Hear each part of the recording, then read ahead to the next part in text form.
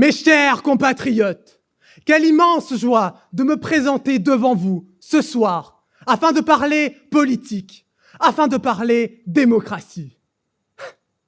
Sincèrement, jamais je n'aurais cru dire cela un jour. Enfin moi, Melvin Hincadou, je suis passionné par bien des choses, mais certainement pas par la politique.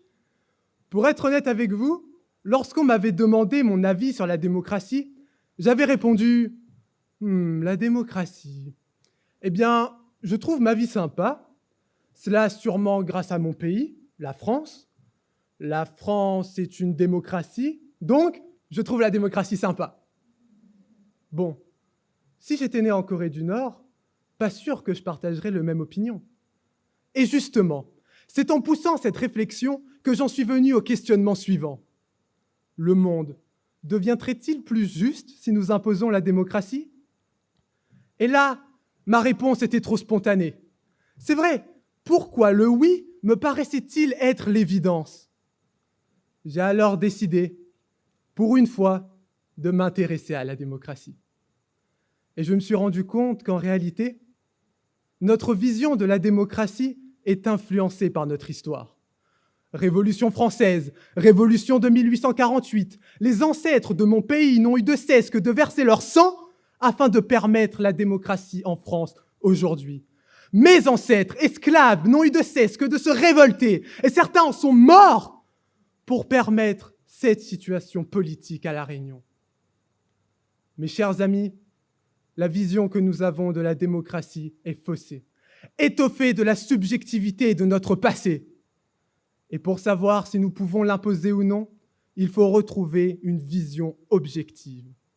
Et je vous propose pour cela, dans un premier temps, de déconstruire nos certitudes quant à la démocratie, et après, d'ouvrir notre esprit à d'autres démocraties.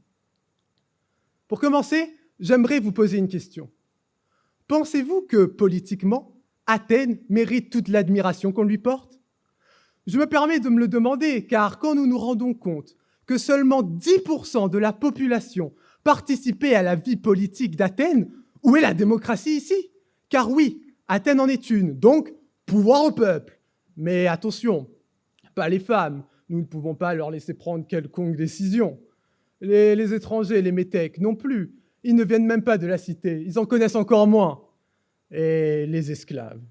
Ai-je vraiment besoin de parler des esclaves? Ils ne sont même pas humains. Mais le comble de cette démocratie ne réside pas tant dans la part infime de citoyens la constituant, mais dans le fait que dans ce peu de citoyens, certains n'avaient aucune réelle compétence leur permettant de diriger une cité. Et c'est ce que dénonce d'ailleurs Platon lui-même lorsqu'il dit que la démocratie est la dictature de l'ignorance. Restreinte, ignorante, élitiste, voilà la démocratie que nous, Français, avons pris pour exemple. Mais vous savez, malgré tout, j'ai gardé espoir. C'est vrai, malgré ce faux départ, peut-être que nous avons su perfectionner notre démocratie. Mais lorsque je vois ces députés censés nous représenter, mais qui ne prennent même pas le temps de porter notre voix à l'Assemblée, quand je vois ces mêmes députés insulter, critiquer, menacer leurs collègues féminins, quand je vois le peu de députés encore bienveillants, représentatifs, qui se font museler par le gouvernement dans notre démocratie moderne, eh bien, je perds espoir. Je perds espoir face à ces failles de notre démocratie. Mais malgré tout, cet espoir, j'ai voulu la retrouver. J'ai voulu la retrouver peut-être dans une démocratie étrangère. Mais là, je suis tombé sur la démocratie indienne. Nous avons là un pays avec plus de 50% de la population vivant dans la pauvreté. Un pays avec plus d'1 million d'individus très riches, mais plus de 110 millions d'individus frôlant la misère. Un pays d'interstices avec des castes empêchant l'unité du peuple. Et pourtant, nous avons là un pays démocratique. Au final, les démocraties, il y en a plein. Elles sont changeantes d'une époque à l'autre, d'une frontière à l'autre. Certaines sont totalement formelles et nient l'intérêt du peuple. Il est donc futile d'imposer la démocratie à un pays si nous ne sommes même pas sûrs d'atteindre un progrès social? Non, nous ne devons pas être d'ethnocentriques colons. Non, la démocratie est avant tout la voix, la volonté et la décision d'un peuple. Nous ne pouvons pas la leur imposer. Trop manifestement associée au meilleur des systèmes politiques, nous avons oublié qu'elle n'est guère parfaite.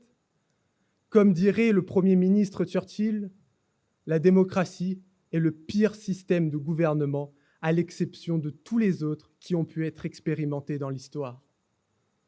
Mais l'histoire n'est pas finie. Alors continuons de chercher, expérimentons encore de nouveaux modèles politiques, au lieu de s'inscrire dans une forme de domination. Et si nous coopérions plutôt ensemble à la création d'un nouveau modèle politique, un nouveau modèle politique qui s'imposerait de lui-même, sans l'ethnocentrisme, sans l'égoïsme de quiconque, mais avec la volonté de chacun. Allons Marmaille, allons.